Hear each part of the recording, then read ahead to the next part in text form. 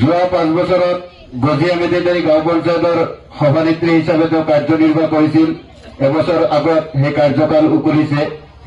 ইতিমধ্যে আমাৰ এই ভেড়াগাঁও 3 নম্বৰ খণ্ডত 4জন ব্যক্তিয়ে প্ৰাৰ্থিত্ব আগবঢ়াইছে। তাৰ ভিতৰত মহুৱা খানম এজন।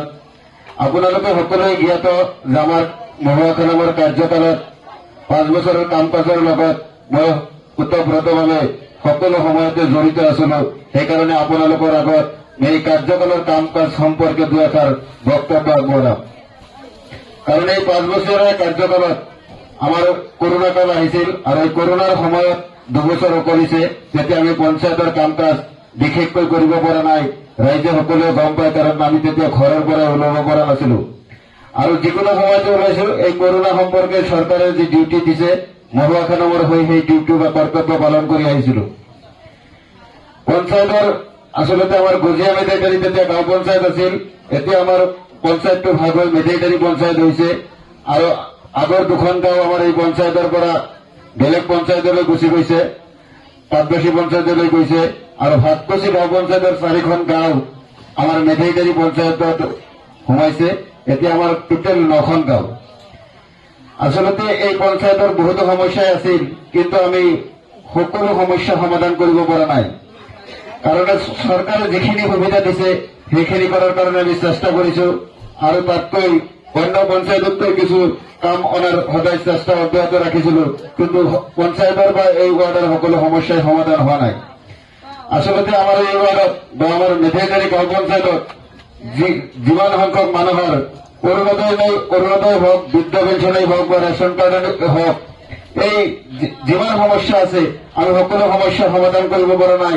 আৰু সেইকাৰণেই আপোনালোকলৈ কৈছো, কাৰণ আমি কাৰ্যকাল পাইছিলো 3 বছৰ। আমাৰ অৰুণোদয়ৰ প্ৰয়োজন আছিল 2000, চৰকাৰে দিছিল 500।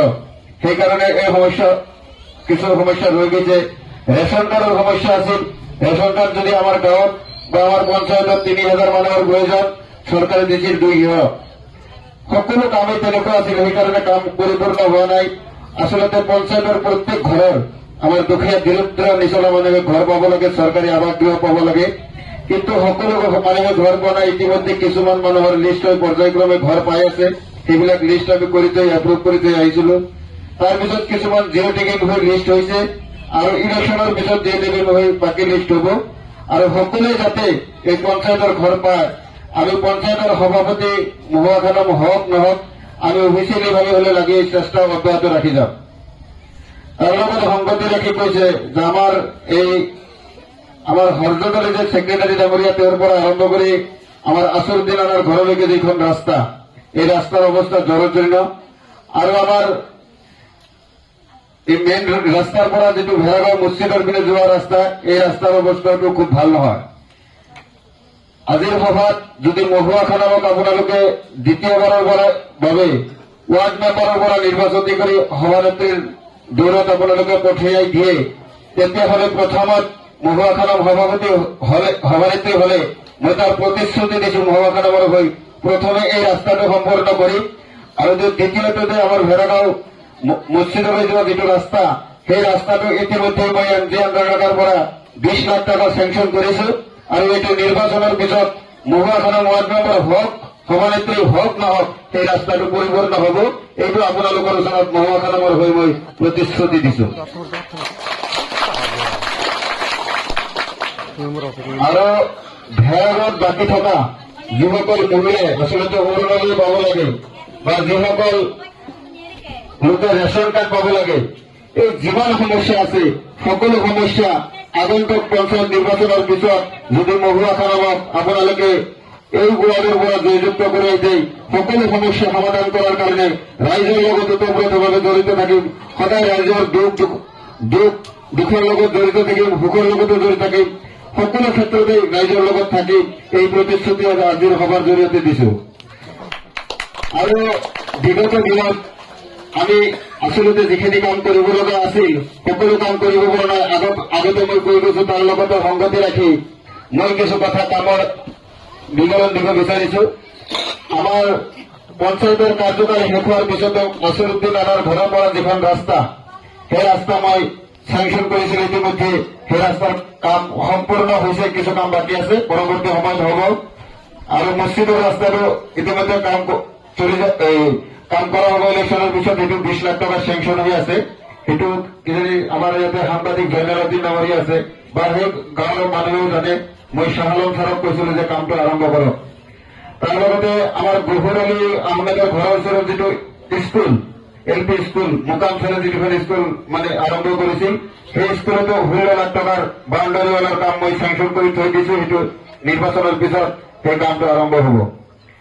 আমাৰ মদিনা মছজিদ, যিখন আচলতে বৃহৎ ডাঙৰ মছজিদ, আমাৰ ৰাস্তাৰ লগত তাতে আৰু বহুতো সমস্যা আছে, কিন্তু মই এটা তাতে 3 লাখ টকাৰ লেট্ৰিন ইউৰিনেল মানে মছজিদত দিছিলো, সেইটো কাম পৰিপূৰ্ণ হৈছে।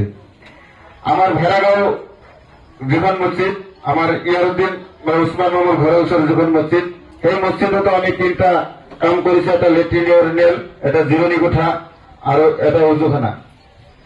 তাৰপিছত আমাৰ ভেড়াগাঁও আৰু এখন মছজিদ আছে, আমাৰ যিখন জলিল গাঁৱৰ মছজিদ বুলি সকলোৱে গম পায়। তেওঁ মৃত্যু হৈছে, তেওঁৰ আত্মাৰ সদ্গতিৰ কাৰণে মই আজিৰ সভাৰ জৰিয়তে কামনা কৰিছো। তেওঁ সেই মছজিদতো বাউণ্ডাৰী ৱাল, লেট্ৰিন ইউৰিনেলৰ কাম কৰা হৈছে।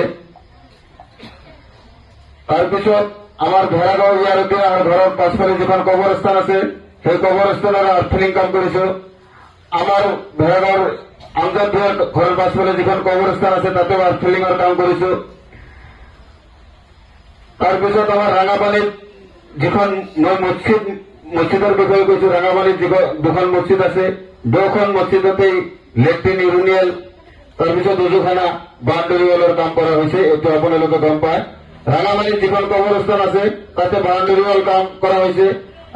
ৰাঙাপানীত এখন জানাজা গৃহ আমাৰ আঞ্চলিক পঞ্চায়তৰ সদস্য ডাঙৰীয়াই কৰিছে, মই তাৰ লগত সহযোগ কৰিছো।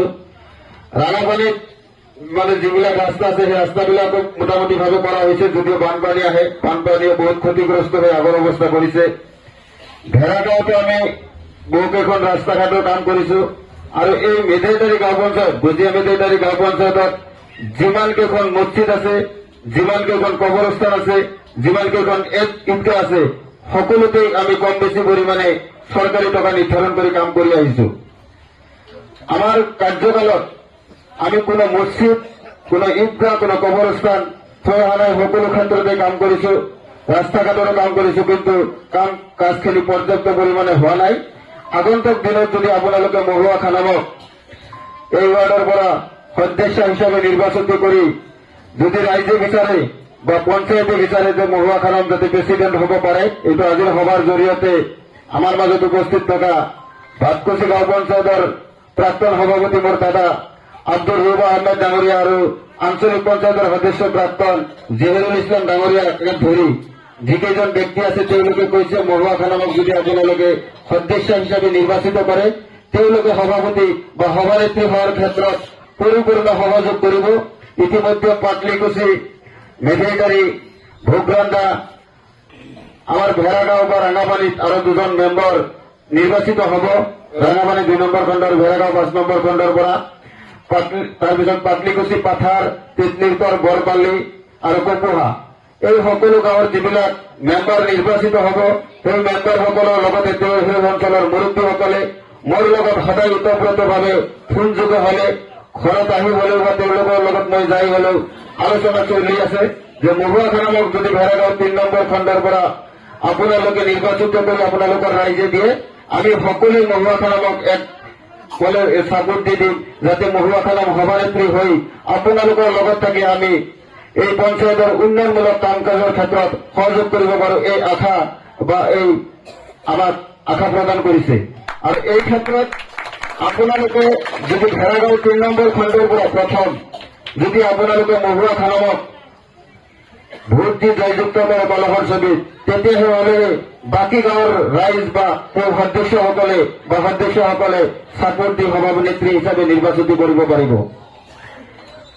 মহুয়া খানামৰ বা মহুয়া খানামৰ স্বামী হিচাপে মোৰ ক্ষেত্ৰত বহু ক্ষেত্ৰত বহু সমালোচনা কৰে, সেইটো আপোনালোকে বিচাৰ কৰিব। মই কেনেকুৱা ল'ৰা, মহুয়া খানাম কেনেকুৱা ছোৱালী, কেনেকুৱা বোৱাৰী, কেনেকুৱা তিনিটাইটো আপোনালোকে বিবেচনা কৰিব যে মই পঞ্চায়তৰ হৈ কি কাম কৰিছো বা মহুয়া খানামে কি কাম কৰিছে, পঞ্চায়তৰ পৰা মই কি মাৰি কাটি খাইছো, বা মহুৱা খানামে খাইছে এইটো আপোনালোকৰ ওপৰত দিছো। আপোনালোকে এইটো বিচাৰ কৰিব। মই বাকী প্ৰাৰ্থীসকলৰ বিৰুদ্ধে বা তেওঁলোকে সমালোচনা কথা মই কবলৈ নাযাওঁ, কাৰণ সকলো প্ৰাৰ্থীয়ে যোগ্য আৰু সেই যোগ্যসকলৰ ভিতৰত যদি মহুৱা খানামক আপোনালোকে কলহৰ ছবিত ভোট দিয়ে নিৰ্বাচিত কৰে তেতিয়াহ'লে প্ৰেচিডেণ্টৰ দলত দাবী কৰিব। কাৰণ মোৰ নিজৰ মামা আচলতে এই ৱাৰ্ডৰ তেওঁ সদস্য পদৰ প্ৰাৰ্থী।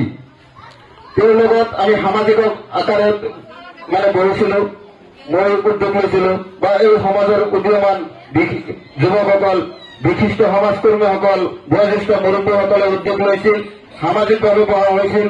তেতিয়া বহি এটা সিদ্ধান্ত লোৱা হৈছিল যে হয় মহুৱা খানামে ভোট তুলিব, নহলে মহৰ খানে ভোট তুলিব, আৰু এইটো সমাজে বিবেচনা কৰিব। মই তেতিয়া সমাজৰ ওপৰত এৰি দিছিলো।